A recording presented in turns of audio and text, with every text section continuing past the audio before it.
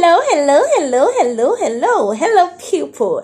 What's up, everybody? How you guys doing? I hope you're ready, healthy, and pumped for a quick lesson. My name is Etidai Ruth, and here on my channel, I share content that help people live their best life. So today, I'm going to be talking to you about how not to run out of what to say when you are in a conversation. In a conversation, you're out with friends, how to never run out of what to say. You know moments where you're speaking with someone and then you both just lost track of what to say and you're staring at each other and you're like, everybody's looking out for who is the savior that is going to bail them out of this conversation, and I must tell you that place is not a good place to be. It's very embarrassing, and sometimes like and then I have something to say, but somehow those words didn't just come together, or you couldn't pull your thoughts through at that point in time. So it's best you're well prepared before even going to strike a conversation with someone. At the end of this video, you'll be leaving this video as a queen of conversation and a king of talk. Are you ready? Say yes. Without further ado, guys, let's get right into it. Okay, to start with, guys, one of the easiest ways to make a conversation friendly is to ask questions. Yes, questions. It's so easy when you ask questions, and then questions, they always do come through. For me personally, I just start asking questions, and not to say that I make the person feel like they are in an interrogation session.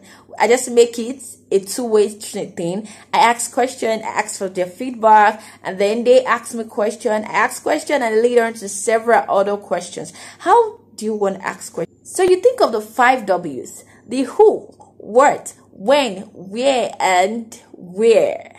There's zillion of questions you can ask using your 5 W's. You can ask them who their role model is, when is their most happiest moment, who is their favorite actor, why did they choose this particular actor, what would they like to be in future, why did they choose a particular career. These are questions that will lead to several other questions, and you don't want to ask close-ended questions. Close-ended questions are, have you eaten? Yes.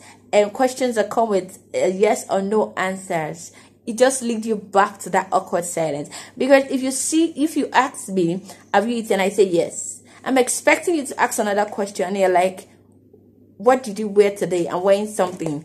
And it just gives one answer. You don't want to ask close-ended questions. You want to really ask questions that would prompt answers and that will lead to other questions, lead you to asking other questions.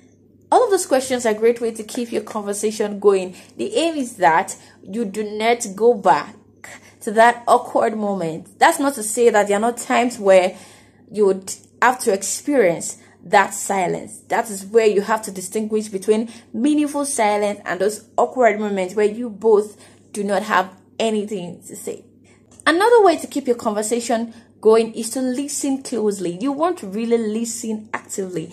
If you ask the other person question and they are answering you, the least you can do is to listen closely. When you're listening, what it does is that you're able to pick up an idea on the next follow-up question you want to ask. If they say something like they like cats or they like dogs, you want to ask, what kind of dog, what breed of dogs? Do you have a dog at home? What's the name of your dog? All of those questions are follow-up questions. So listening closely allows you to pick up a question you're going to ask, or pick up an idea of question you're going to say next. So if the person is talking, the person's not done talking, and you're like, oh, okay.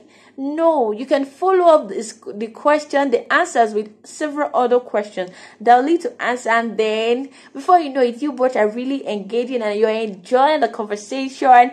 And it feels like nobody wants to go from this date. You know what I mean? Also, you want to give a feedback of whatever answer the person is giving. Because a healthy conversation is two-way street. It's not just one person. You want to make sure the other person is also asking question. When it seems like, okay, you are the only one doing all of the questions and the person is just staring at you. You can do something like, hey, do you have questions for me? Because some persons do not know how to ask their question. They are waiting for you to give them an opportunity to do that. So you can go this way. Hey, do you have questions for me? Or do you have any other things to say or to contribute to this particular thing we're talking about? Yes, you've thrown it to the person. The person cannot say, no, I do not have. Because you've obviously been speaking for a while. The person wants to contribute one thing or the other. So the third thing you can do to keep the conversation flowing is to talk about commonalities. What are commonalities? Things that people have in common. You want to think about what are the things that people have in common. And one of those things is family. Everybody has a family. There are stories attached to every family. You want to ask of their childhood experiences. Okay, what was it like for you? What was childhood like for you? It is different. You both out would have, of course, you didn't grow up together. Even if you grew up together as siblings, your childhood experiences would be different. It might be similar, but will be different individually. If you're watching this video up until now, it means that this video is making sense to you. Please kindly like, subscribe, hit the notification icon so you can get notified when next I upload a new video. If this is somebody that you're just meeting for the first time or somebody you're out on a date with, you want to really ask them questions about, okay, how was childhood like to you? How was your relationship with your siblings, relationship with your parent? How was it like for you? You just really wanted to know how it was like, not to say that you're going to be judgmental or anything. You were just sincerely asking questions of how it was like for them while they were growing up. How's childhood like for them? Parent relationship, siblings fights. Oh my god, it's so interesting to listen to. You want to really listen if they have siblings. A lot of people do not have siblings, and I'm like, how did you grow up? It's always sweet for us to fight now. Some people like, I know we didn't fight. We just, I'm like, hey, oh my god. Yeah, you want to ask them if they experienced sibling fight, parent relationship. How was it like? Did they bond with their parent right from when they were growing up, or was it when they got to the adolescent stage, teenagehood, that the parents started bonding more? All of those things are great ways to keep your conversation flowing. Just ask them basic questions, basic family question. Which one was your best childhood experiences? Anything around commonality, things that connect people together, things that almost everybody will have. So if they're asking questions, you're also answering back. You're also sharing your own experiences, how it was like for you, how you connected, how you bonded. If it wasn't that smooth, you're not going to be lying that it wasn't smooth. Not to say that you are spilling out all of the information just by meeting this person for the first time, but of course, we know when to guard information and we know when to spill it out. Yeah, talk about friends too. Friends. Who were their friends? Who was your best friend? We had this best friend thing while growing up. It was so rampant. Like, everybody has a best friend. But right now, growing up, people feel like, okay, it's just your need to have a best friend. Some people have confided in some other things as their best friend. You almost cannot say because you do not know. So who is your best friend? Who was their best friend? Who is your best friend now? Do they still believe in best friend? Why did they pick this person as their best friend? What was it like? What attitude, what attributes stood out for them in picking a friend at that young age? You want to really know how this person was like while growing up. Were they intellectually sound? And how was it like academic wise? Did they suffer self-esteem? And how was it like putting themselves out there? All of these questions, simple questions that just prompt people to answer. You just want to know, who is it that I am meeting for the first time? I just want to enjoy my time with you, and I want to make sure it is worthwhile. It is worth it. When it comes to topics around friends, the options are limitless, because one answer leads to several other answers, and you are interested, you want to know. At the same time, the person is also asking you a question, because just like I said earlier, our experiences are different. So I want to learn from you. I want to hear about yours too. So it's like a two-way thing. And there's a zillion of questions around friendship. There's a zillion of picking a friend, family, and all of that. So you really want to use that as a way to keep your conversation flowing. Another way to keep your conversation flowing is to take the conversation to a deeper level. Yes, small talks are great. They are a great way to first make people loosen up and connect with people, help them say whatever it is they have to say. But if you want to connect with somebody and you want to leave a deeper, lasting impression with them, you will have to dig deeper into that conversation. You cannot stop at small talks. You have to be very intentional about what you say, how you say it, and when you say it. Hey, you really want to know? Oh my God. Yes, these are the conversation, and questions that surround those conversations are the why questions. Why did you do this? Why did you leave your career? Why did you feel like your parent didn't train you the right way? Why do you feel like somebody was... All of the why questions help you to dig deeper into knowing who the person you're with is and how to connect with them. Yes, you don't want to go all the way with why. When you ask some question, the next is why. You're going to the game. You're going to why. No, that can be very annoying and very embarrassing. Actually, you don't want to go with why. Make sure those questions don't come after each other. Like breathe. Let the next person do the talking. Then ask whatever it is you want to ask. If you need to follow up a question from the conversation the other party has made mention of, yes, you want to do that before you're jumping straight into your next why question. Make sure the other person, just like I said, is also answering the question so they don't feel interrogated. It is just a friendly date, or it's just a friendly out, and don't make it look like a question and answer interview questions and all of those things. Just try to make the atmosphere as friendly as possible. Another thing people have in common is career and job. Oh my God.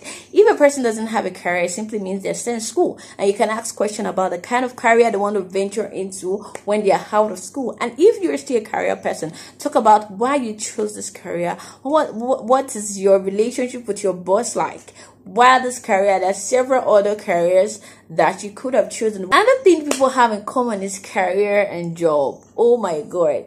If a person doesn't have a career, it simply means they're still in school. And you can ask questions about the kind of career they want to venture into when they're out of school. And if you're still a career person, talk about why you chose this career. What is your relationship with your boss like?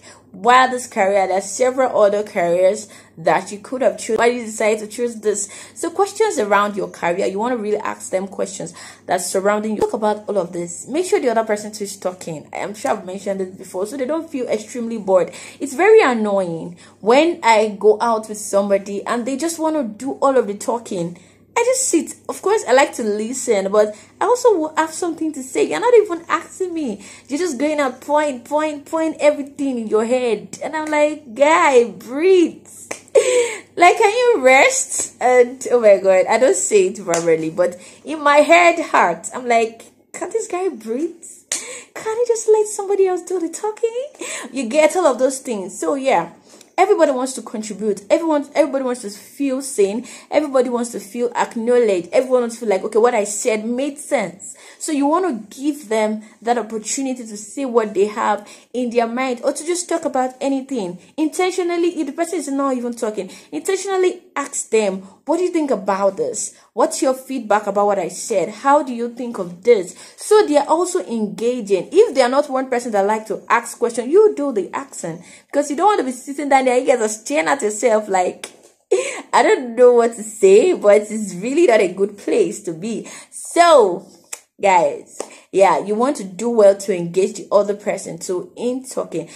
And there's another thing you shouldn't do. Don't stare at them. Try not to stare at people.